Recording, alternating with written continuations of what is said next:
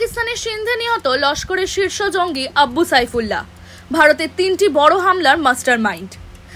সিন্ধ প্রদেশের বাদিন জেলার মুলচি শহরে 18 মে সকালে গুলিবিদ্ধ হয়ে মারা গেছেন লস্করি তৈবার শীর্ষ জঙ্গি আব্বু সাইফুল্লাহ। বাড়ির বাইরে বেরোনোর সময় অজ্ঞাত বন্দুকধারীরা তাকে লক্ষ্য করে গুলি চালায়। ঘটনাস্থলেই তার মৃত্যু হয়। আব্বু সাইফুল্লাহ ভারতের মাটিতে 3টি বড় জঙ্গি হামলার পরিকল্পনাকারী ছিলেন।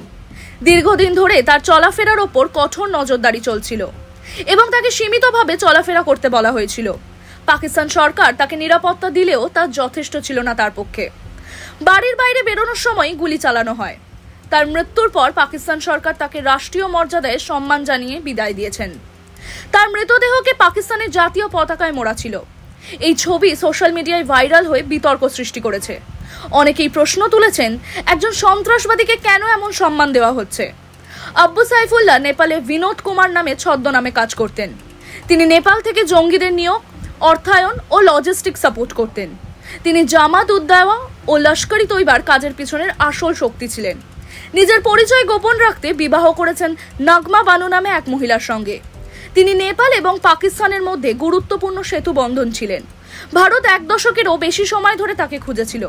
তার মৃত্যু লস্করি তৈবার জন্য বড় ধাক্কা। আব্বু সাইফুল্লাহ 2005 সালে বেঙ্গালুরুর ইন্ডিয়ান ইনস্টিটিউট অফ সায়েন্সে হামলার পেছনে ছিলেন।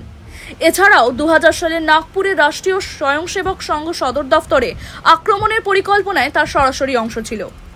2001 সালে রামপুরের সিআরপিএফ ক্যাম্পে আক্রমণেও তার নেতৃত্ব হয়েছিল।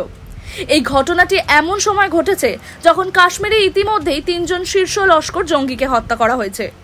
নিরাপত্তা বিশেষজ্ঞরা বলছেন, একজন জঙ্গিকে এইভাবে রাষ্ট্রীয় মর্যাদায় সম্মান দেওয়া মানে পাকিস্তানের ভূমিকা প্রকাশ করা।